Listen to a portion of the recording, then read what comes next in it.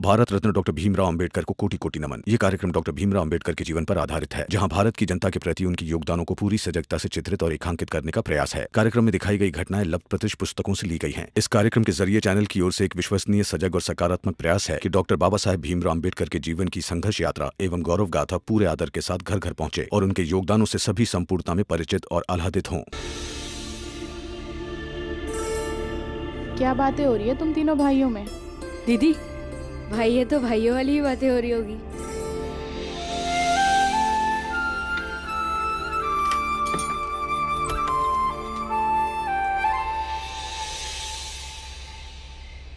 ले भीम, खाना खा ले। जब हो जाए तो दरवाजा खटखटा देना, मैं आ जाऊंगी। आपकी भीम से मुझे भी मिलने दीजिए। भीम, ये है भास्कर जी। नमस्ते, आप बहुत अच्छे हैं और आपकी अच्छाई के लिए धन्यवाद। तुम्हारे बारे में भी बहुत कुछ सुना है भीम। दरअसल ये जो कुछ हुआ है इसके पीछे तुम्हारा ही दिमाग है। जब से तुम्हारे बारे में सुना हो ना, तब से बहुत इच्छा थी कि तुमसे मिलूं, तुमसे खूब सारी बात करूं। आज तुम मिले हो तो आज तुम खाओ और मैं बात करूंगा। रुकिए, इसके आगे एक बंदी की जगह है और आप एक स्वतंत्र आदमी हैं। मेरा बाहर आना और आपका अंदर आना दोनों गलत है। जितना सुना है उतना कम था। तुम इतनी छोटी उम्र में भी गुणी की तरह बात करते हो, ये तो चमत्कार है। नहीं, मुझे जो सोच के उचित लगता है मैं वो ही करता हूँ और सोचना मेरे आई और बाबा ने सिखाया है। आपकी शादी टूटने और आपकी भाभी की मृत्यु के लिए मैं क्षमा प्रार्थी हूँ। आप विश्वास रखिए, हम आपके साथ हैं। आपकी भाभी को न्याय जरूर मिलेगा। मेरे बाबा रिटायर्ड सूबेदार हैं, वो आ जाएंगे तो हम कानून से गुहार लगाएंगे। और शुक्रिया मेरे परिवार की मदद करने के लिए।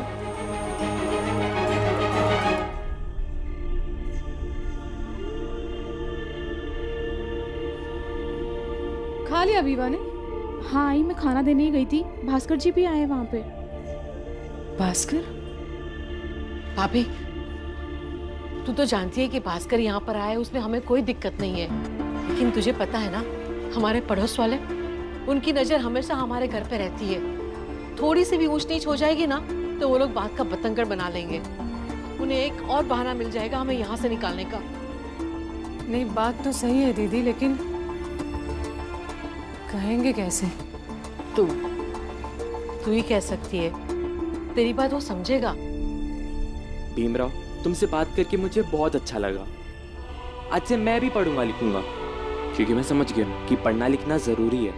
और मैं तुमसे वादा करता हूँ कि मंजुला से मैं ही शादी करूंगा।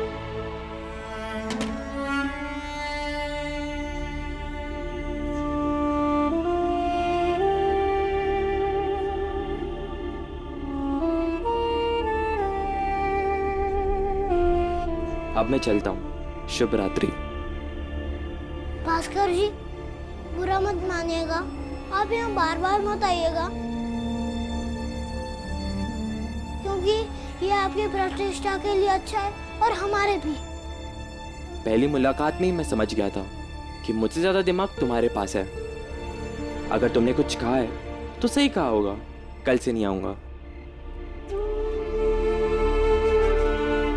जी देखिए भास्कर जी, अपना समझ के आपने जो भी मदद की है उसका हमें एहसास है पूरी तरह से। लेकिन हम जो कहने की कोशिश कर रहे हैं उसे समझ लीजिए, बुरा मत मानिए। अरे मैं भीम की बातों से नाराज नहीं हूँ। अगर ज्यादा जरूरत पड़ेगी तभी आऊंगा। अब चलता हूँ।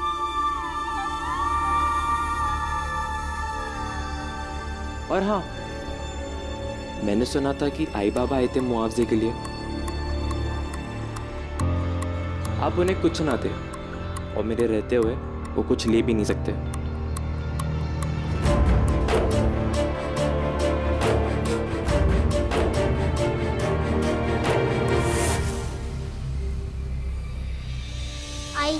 मैं आपकी शक्ल देखकर जान गया कि आप भास्कर जी से क्या कहना चाहती हैं। लेकिन आप मेरी शक्ल देख के ये नहीं जान पाए कि मैं क्या कहना चाहता हूँ। मुझे बाहर निकालो ना।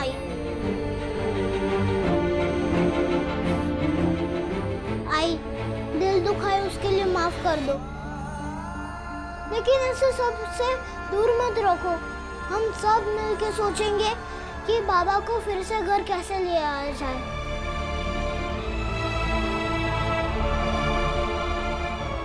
आई जब से गया हूँ तब से सो भी नहीं पाया। गोद में उठा दो ना। आई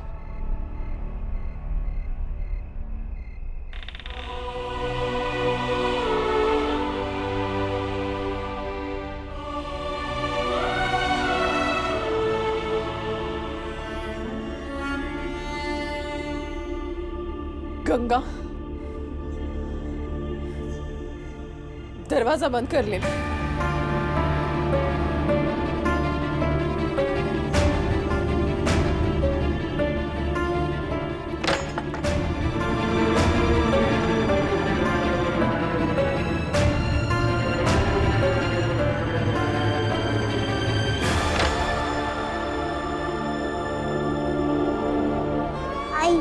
आप जितना गुस्सा हो, मुझसे नफरत हो, मुझे पता है कि आप मुझसे बहुत प्यार करते हैं और आपको भी पता है कि मैं भी आपसे बहुत प्यार करता हूँ।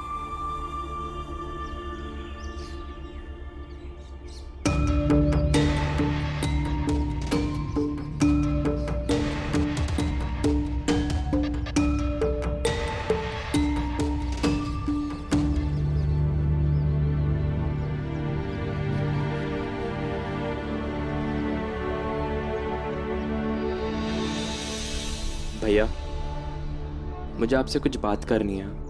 सुन रहा हूँ। भैया, जब बचपन में आपसे गलतियां होती थी तो आपको आई बाबा से कौन बचाता था? तू।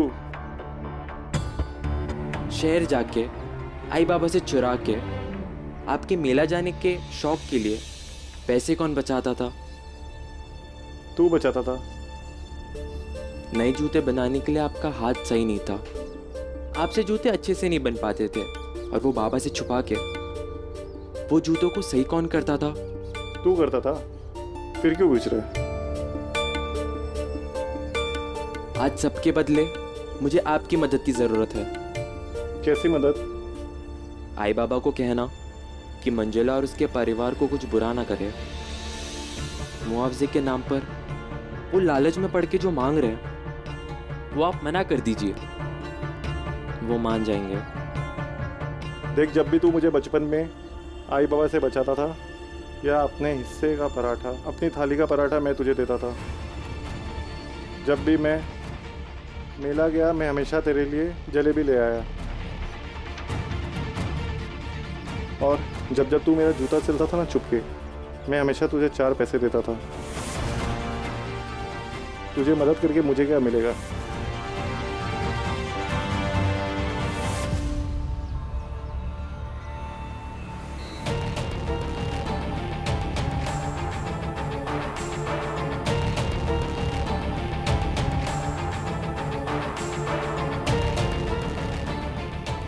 बाबा की संपत्ति में जो भी मेरा हिस्सा था वो आज से आपके नाम पे कर दिया हूँ।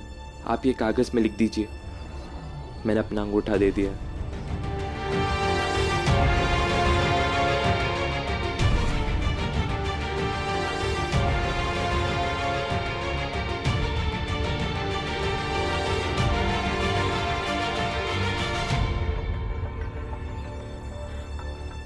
आइए आइए कप्तान साहब, आइए। आप लोग?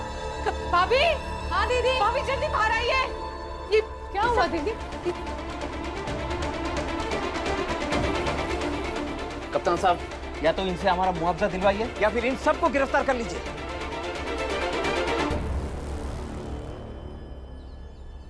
आप लोग लौटकर आ गए? क्या सोच के आए हैं? कि कप्तान साहब को साथ में लाएंगे तो हम मान जाएंगे, मुआवजा दे देंगे? खास नहीं, साफ साफ सुन लीजिए आप सब, या तो मुआवजा दीजिए या फिर थाने चलिए। अगर ऐसी बात है तो ले चलिए थाने,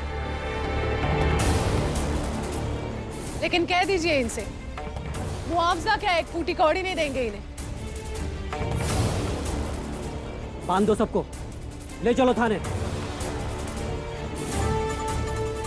देखिए कप्तान साहब, मेरा भाई घर पर नहीं है, आप इस तरह हम लोगों को नहीं लेकर जा सकते। आपका भाई घर से इसलिए भागा है कि उसने गुनाह किया है। वो आएगा तो उसे भी पकड़ेंगे। फिर जो कहना है अदालत में अपने बैरिस्टर के माध्यम से कहिएगा।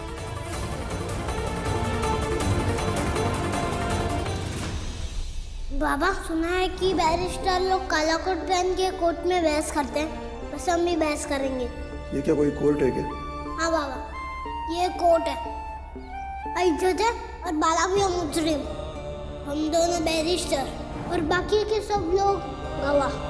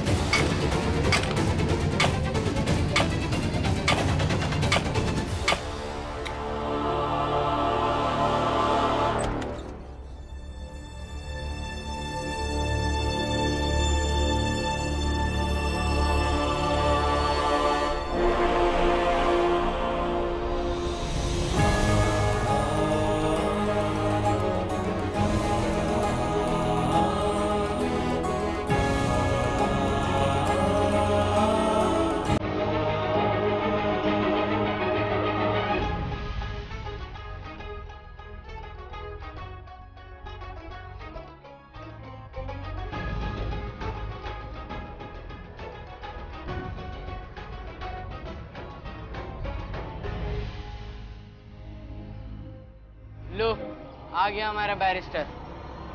ये क्या नाटक है? जी आप ही ने तो कहा था कि बैरिस्टर के माध्यम से अपनी बात कहिए। लो, आ गया हमारा बैरिस्टर, अब इससे जवाब दीजिए।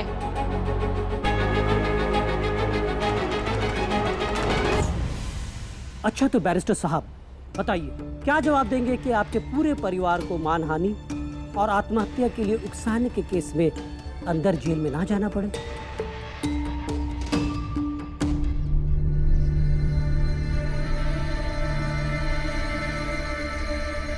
अरे जूते एकदम नए और वर्ते पुरानी, ऐसा क्यों? ये फालतू की बातें बंद करो और काम की बात करो। मैंने तो बस देखा इसलिए बोल दिया। वैसे जूते एकदम नए। क्यों, नए जूते नहीं पहन सकता क्या मैं? क्यों नहीं पहन सकते? वैसे कितने के हैं साहब? नहीं पता। क्यों?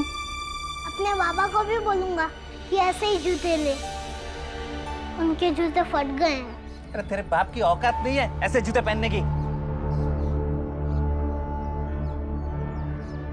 इतने महंगे, फिर भी कितने के हैं साहब?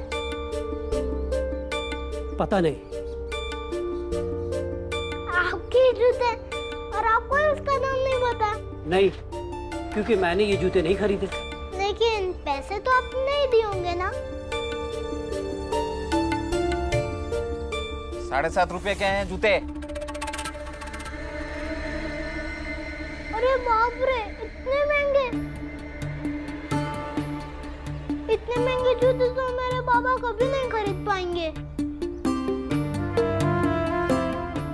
ये फालतू की बातें बंद करो और काम की बात करो। आपको पता है मेरे बाबा फौज में सूबेदार थे, मगर इतने महंगे जूते वो कभी नहीं खरीद पाए।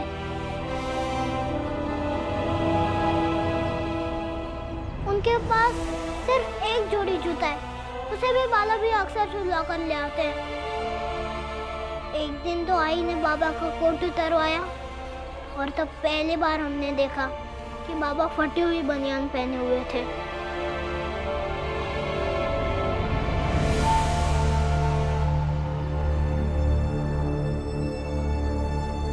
लेकिन आपके इतने महंगे जूते, जबकि सूबेदार की तनख्वाह पुलिस कप्तान की तनख्वाह से कम नहीं होती। तनख्वाह के अलावा भी संपत्ति और जायदाद होती है। तुम्हारे बाप के पास जायदाद नहीं थी तो वो सस्ते जूते और फटी हुई बनियान पहनता होगा।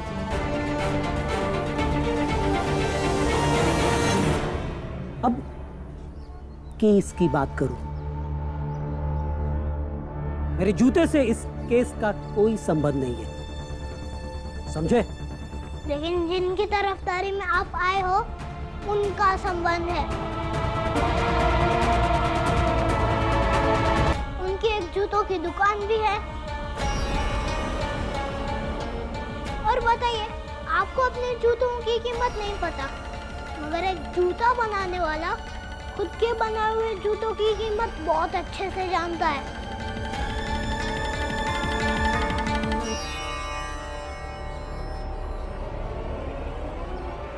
अरे दिमाग खराब हो गया क्या तुम लोगों का?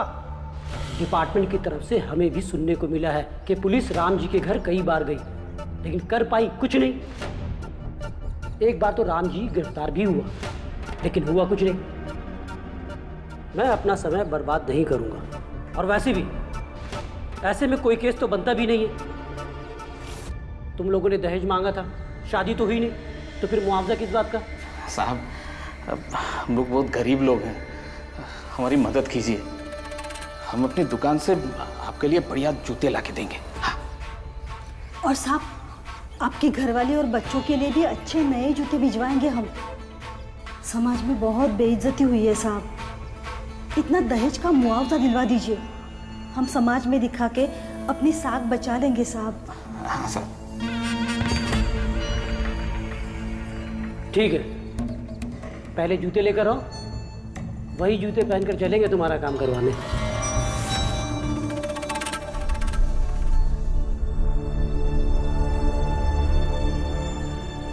कप्तान साहब, आपको कोई नए जूते पहना दे और उसकी कीमत तक आपको नहीं पता, इससे सब बदल तो नहीं जाएगा? आप इनकी मानहानि का दोष हमें दे रहे हो। इन्होंने अपने घर की दो बहुओं की जान ली है।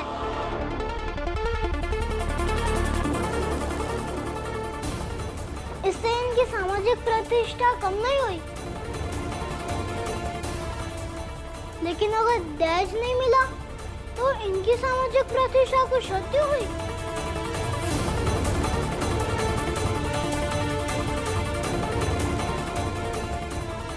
और उस मानहानि के मुआवजे के लिए आप यहाँ आ गए, पहले जांच तो कीजिए। कप्तान साहब, देखिए इस बच्चे की हिमाकत, कैसे झूठे आरोप लगा रहा है हम पर। और तुम्हें क्या लगता है, ऐसे बेबुनियाद आरोप लगाओगे तो ये लोग मान जाएंगे और हमें फांसी चढ़ा देंगे? नहीं कप्तान साहब, हमने खुद देखा था, इन्होंने ही अपनी बहू को मारा था।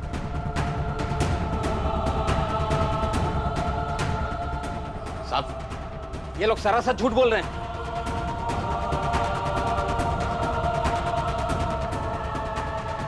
आप ऐसे क्यों देख रहे हैं हमारी तरफ? आप इधर आइए, मेरे साथ आइए।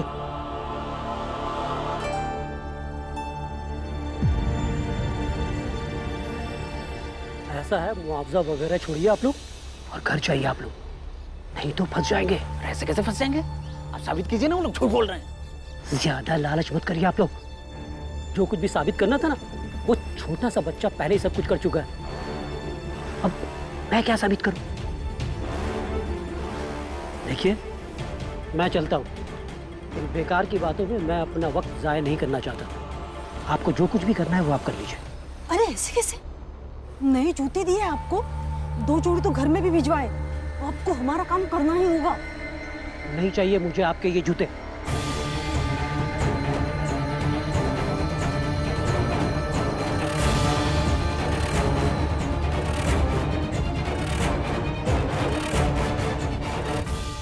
ये लीजिए अपने जूते, और 2 जोड़ी जो घर पे पड़े हैं ना, वो भी भिजवा दूंगा।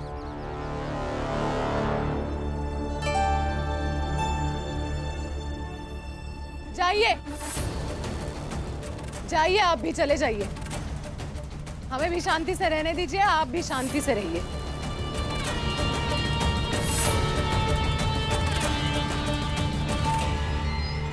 ये दुश्मनी महंगी पड़ेगी, बहुत महंगी पड़ेगी।